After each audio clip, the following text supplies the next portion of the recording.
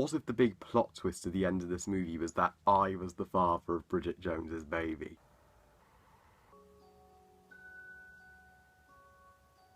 Bridget Jones's Baby, directed by Sharon Maguire, and of course is the sequel and third and presumably final film in the now Bridget Jones trilogy, which tells the story of Bridget Jones, played by Renee Zellweger, as she is pregnant with one of her two love interests' babies.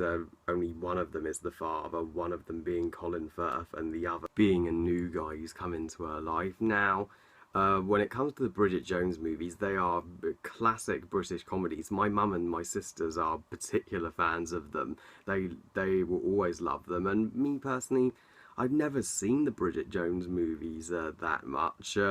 But I have to say, rewatching them to prepare for Bridget Jones's Baby, I really like the first movie, Bridget Jones's Diary, which came out in 2001, 15 years ago now, damn, and that was a really charming, wonderfully heartfelt movie, and Renee Zellweger, she's absolutely fantastic as Bridget Jones, and you get invested in her struggles in life and want her to succeed. Edge of Reason, however, it was alright, but it was pretty meh in comparison to the first film. I mean, it just wasn't as funny, and Colin Firth, her boyfriend, he treated her so badly and was cheating on her, so no wonder she left him for Hugh Grant. Now here we all are, 12 years later.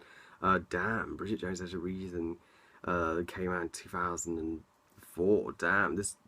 So for a sequel to come out 12 years after the last film, that's very late for a sequel. I mean, they could have made this movie at least 3 years after Edge of Reason, but anyway, they've made it now. So this is far from the only late sequel to come out this year. But how does it compare to the previous two?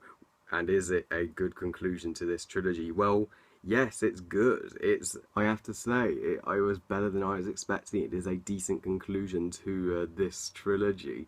Let's start out by saying Renee Zellweger, she hasn't played Bridget Jones in 12 years, yet she got back into the role just perfectly, like she only played her yesterday. She got her English accent right and spot on. She got Bridget Jones's mannerisms spot on.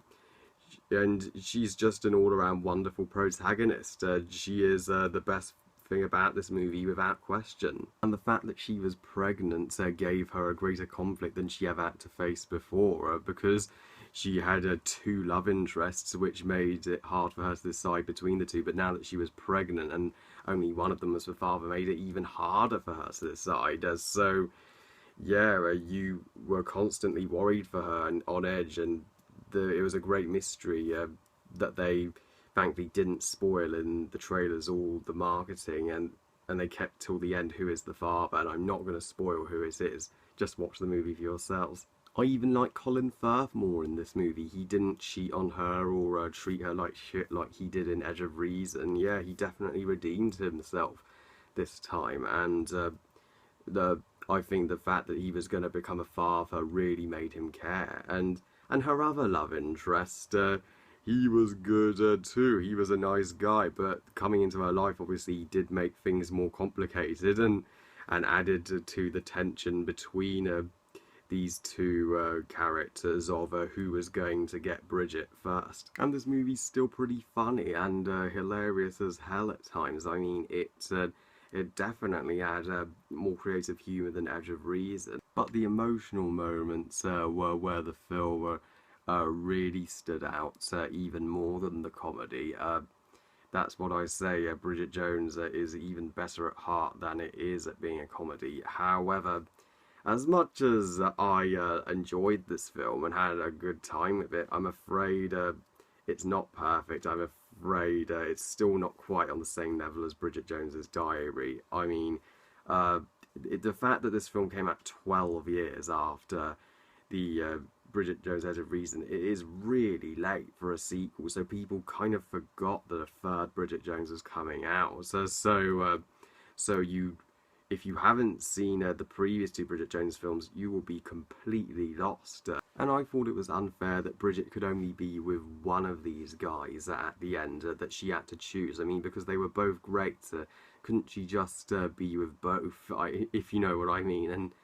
And the soundtrack for this movie, it's okay, but it's really nothing special. They just pretty much use a few pop songs like they did in the other two Bridget Jones movies. But overall, Bridget Jones's Baby is a decent conclusion to a decent trilogy. While it is an definite improvement over Edge of Reason, it is still not quite on the same level as Bridget Jones' Diary, and it's not the greatest conclusion to a trilogy ever. It's not Return of the King, it's not Toy Story 3, it's not Kung Fu Panda 3, but it's still a good time, and we'll end the trilogy on a good note. And I think if this is the last Bridget Jones movie, it would be very fitting. I think it should be the last, because the fact that she's just had a baby feels like her story has been completed. A fourth would be unnecessary.